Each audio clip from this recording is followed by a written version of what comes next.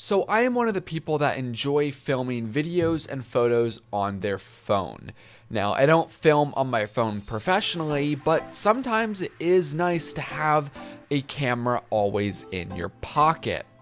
Although phones can be limited with their feature set and also the design. A phone's not really designed to be a camera. So because of that, I recently picked up this guy. This is the Sony ZV-1. Apparently one of the best vlogging YouTuber cameras right now. And today, we're gonna be taking a look at the top accessories that I have found useful for it.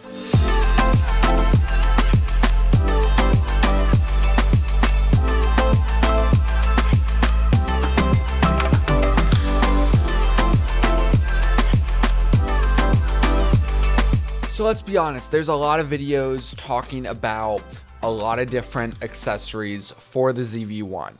I know. But I think this video is a little bit different. It's gonna recommend some little bit of different things. Just bear with me. The first accessory we have is one that I knew I needed right away, and that is a small cage for this camera. This is by SmallRig, and it makes the camera have more mounting points, but more importantly, it gives the Sony ZV-1 a slightly bigger hand grip, as when you're holding the camera, it's not terrible, but I do wish it had a deeper hand grip. So the SmallRig actually fixes that. Installing the SmallRig cage is extremely simple. All you have to do is take the cage, place it over the lens, and on the right side of the lens, you just take an Allen wrench and clamp the cage down. The SmallRig camera cage will cost you about $55 right now on Amazon. Links to all of this below. Now, you might be saying though you think the handle on the ZV-1 is fine. And I almost agreed with you. But when you do start adding more accessories to this guy, that is when you kind of realize a bigger handle might be better. At least that's what happened for me. So that brings us to our next accessory. The Sony ZV-1 is really aimed for videography, for vloggers. And although vloggers don't need this, I'm sure there's times you're gonna be taking photos. And a flash is a great idea to have in your bag. This flash is the Ultra AP305C. It's a $75 flash, and it is smaller than most standard on-camera flashes. And I think it pairs very nicely with the Sony ZV-1, as I can take off the windscreen and just slide it right on to the hot shoe mounts. And there we go. I have a solid flash for this camera. In my opinion, I think a flash when you're taking photos is a necessity. Now, obviously, you don't need a flash in all situations, but I find I take a lot of photos indoors. I take a lot of photos in conditions where lighting is not ideal, and there's no built-in flash to the ZV-1. And even if there was an external, hot shoe flash, just has such more control of where you can point the light.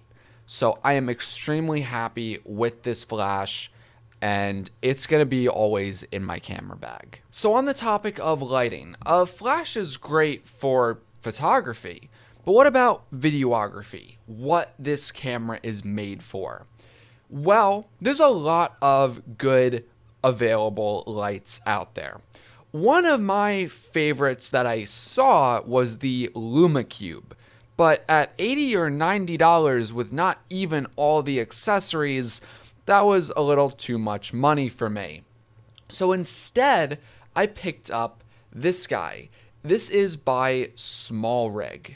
It doesn't seem to have a fancy name, it's the SmallRig Mini LED. This is a small waterproof LED, and you can easily mount it on top of your camera, which is a great vlogging setup, especially if you add their diffuser to it.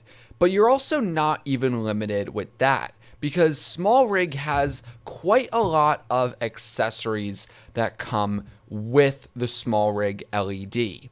I actually bought the 3 light kit, which costed about $100, but it comes with 3 LEDs, 3 diffusers, a mini tripod, or I should say 3 mini tripods, and some other accessories to control the light. Now, battery life on this LED is about 1 hour with continuous high brightness, or around 5 hours at the lower brightness mode. Overall, I do enjoy this LED. Just be cautious. It does get very hot, especially at the max brightness, but I am very happy with my purchase. All right, so moving on, let's talk audio. There are a lot of things you can do with this camera for audio. There's a 3.5 millimeter jack. My favorite audio setup, though, is actually using the Rode Wireless Go 2. I just recently picked up 3 sets of these because I use them professionally, and they are fantastic. All I have to do is add the Rode receiver to the top of the camera, like so. I can just then connect the 3.5 millimeter jack into the camera. And then, of course, power on my wireless mic, clip it onto me, and I'm going to have great sounding professional audio. So those are the accessories that I would recommend with the Sony ZV-1. All of these I kind of picked up right after purchasing this camera, and I can't be happier. A couple honorable mentions, though. This isn't really an accessory, but if you are looking for a SD card for this camera, just overall, my go-to SD cards are the SanDisk Extreme Plus, 150 megabytes per second. I find these cards to be very reliable in whatever capacity you want, 64 gigs, 128 gigs, so on and so forth. Also, one of the things you might know, or if you don't know, the Sony ZV-1 battery life isn't amazing. You're not going to be filming all day with this. Bring some extra batteries. But if you need to continuously power your camera, maybe because it's going to be acting as a webcam, maybe because you're just trying to film a very long video, a USB battery bank is a fantastic purchase. I have this one. This is a 36,000 milliamp hour battery pack. I'll have a link in the description. It has 4 USB-A ports. It will last forever. It is pretty big. I mean, comparing it to the size of the camera, maybe you want something a lot smaller, and that's fine. But just wanted to mention it in case you were building a rig where you wanted to have such a big battery bank. The last honorable mention I have is something I don't have with me, but I've used it before, as I actually purchased this camera off of Trevor, and that is a Pictron wide angle lens. This lens is basically an 18 millimeter lens that you can connect to the front of the Sony ZV-1.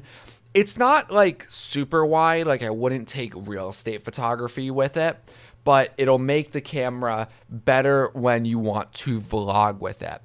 That's about $50. Again, link in the description. I don't have it, unfortunately, but when I did use it, I was pretty impressed. It didn't seem to reduce the quality. It seemed to still be very sharp, and I've seen a lot of other people mention it as a pretty good wide-angle lens. So now finally, those are the top accessories that I wanted to highlight in this video, kind of giving you my pick on what I think are good accessories to have with this camera. So stay tuned. I have more coverage on the Sony ZV-1. I'm enjoying this camera. We'll talk about that in another video. I'm Eric. Catch you in the next one.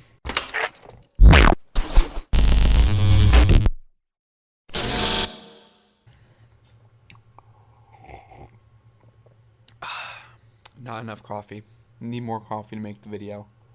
Need to get more.